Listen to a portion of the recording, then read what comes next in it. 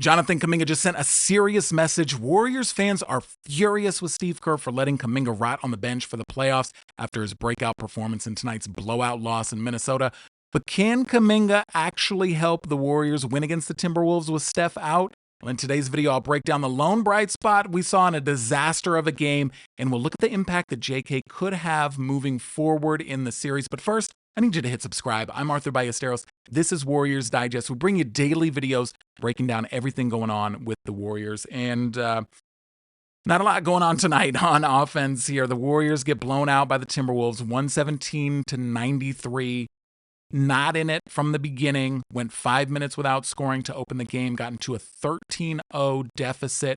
But there was a major bright spot here. We're going to look at the positive side of this. And for once, Jonathan Kuminga was the positive here after months of ridicule, hate, being in Steve Kerr's doghouse, getting benched. He has his redemption game that we knew he had in him that was coming. He scored 18 points in 26 minutes, 8 of 11 shooting, brought the entire team off their feet with several huge plays here. I mean, look at what he was doing here. A baseline dunk here. That got everybody going. And then don't forget this one. This was the reverse on Rudy Gobert that helped the Warriors go on a run that actually brought them to within 7 points. The Warriors were down 23 at one point in the second quarter, and Jonathan Kuminga was the major reason why the Warriors were able to claw back in for a little bit, just a little bit. The Warriors got it to within 7 thanks to him, and it was thanks to the tear that he went on in the third quarter. I'm just trying to look at some of his third quarter stats.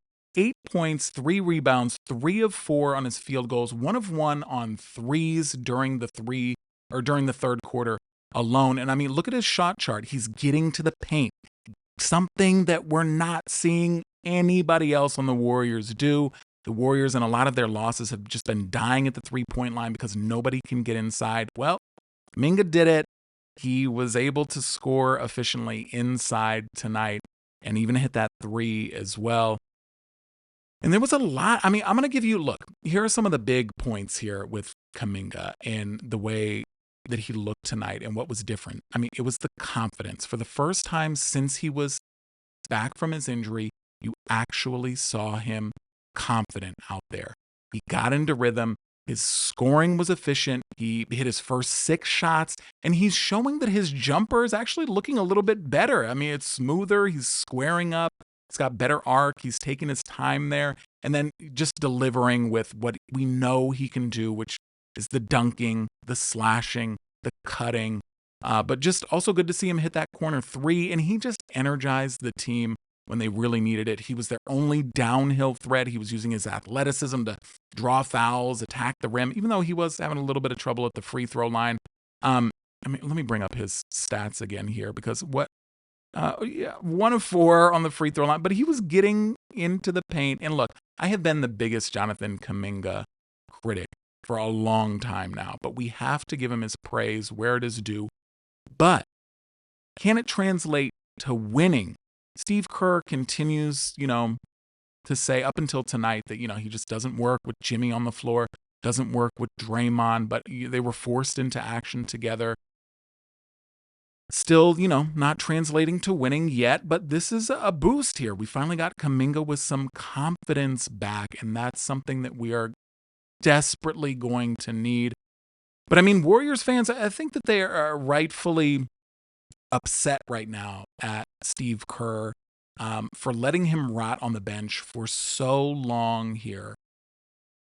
While the team desperately searched for a third scorer, while the team desperately searched for a way to give some relief to Steph, would Steph be hurt due to overuse if Kuminga had been in the rotation a little bit earlier? It's hard to say, but I mean, you'd have to think that he would give some respite. I mean, at least to maybe Jimmy Butler, who he would probably be playing more of the minutes with Butler off the court there. But regardless, I mean, it's been a mess. And I do think that Steve Kerr was making the right move with not playing him. Jonathan was not showing us anything in the Rockets series whatsoever. And when he was on the court, it just looked bad. And it was due to the lack of confidence. Does he have a right to, have his confidence down? Sure. I mean, Steve Kerr benched him. I mean, he's just been getting thrashed in the media nonstop. I've been one of those people as well. But tonight is interesting because we're going to need something else. Because, I mean, look at what the starters did here tonight. This was the starting lineup that rolled out with Steph out. Quinten Post, absolute no-show. He's regressing here in the playoffs along with Moody, along with Podziemski. Just not showing us anything here, but just desperately searching for scoring. But he Hield, the hero of Game 7 and the hero of Game 1 against Minnesota. I mean, he goes back to his streaky ways, 5 of 14 shooting, but, some bright spots. He still was hitting his threes pretty efficiently, 4 of 9 from there. Jimmy Butler, 17 points, 7 boards, 6 of 13, but lots of criticism there for Jimmy as he's just not being as aggressive as you need him to be with Steph out. Just not looking to score. He's kicking the ball out a lot to Moses Moody. You can tell that the connection with him and Moody is strong. He's trying to get Moses Moody rolling, and Jimmy is kind of passing up some open layups in order to get Moody the ball. Moody is just not delivering at all. The bench, they were the story of last game. Again, here the story with Jonathan Kuminga and Trayce Jackson-Davis. 19 minutes, 15 points, super efficient, 6 of 6 from the field. He had 6 boards, 2 offensive rebounds. But other than that, ugly showing from the bench. Moses Moody, what is happening here? Another 0 for. He was 0 for 5 from the field, 0 for 4 from behind the arc in 16 minutes, only scoring 3 points. Pat Spenser, who everybody was getting on the Pat Spenser hype train after Game 1, thinking he's going to be the savior with Steph out. Well, puts up a dud tonight, doesn't score. His plus or minus was the worst on the team at negative 20, 0 of 2 from the field. Not efficient at all, to say the least. I mean, this was just lots of ugly things going on here. But Jonathan Kuminga is going to need to show up again when the series switches to Chase on Saturday if the Warriors have any shot of staying in this series here.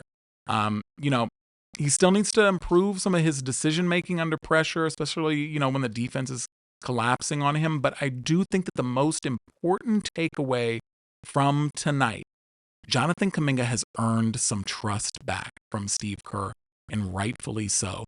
And Steve also doesn't have a choice but to go to him.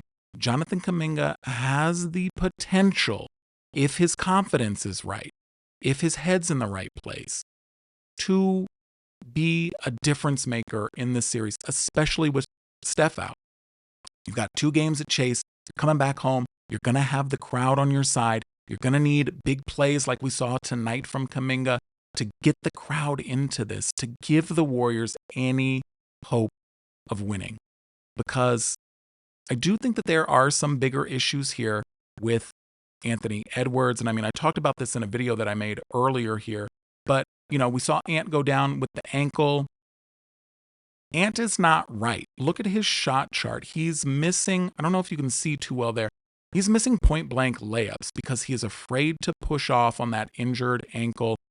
In the video earlier today, I was talking about and pointing out how he had injured that ankle against the Lakers, and it's still not right. And then he rolled it again.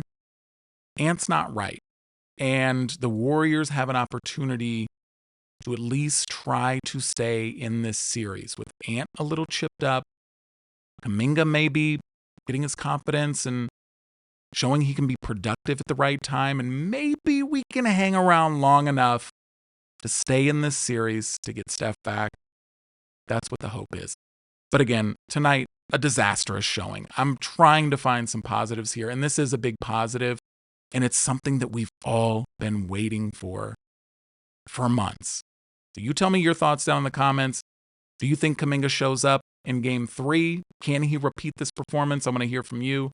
Until then, I'll talk to you tomorrow. Peace.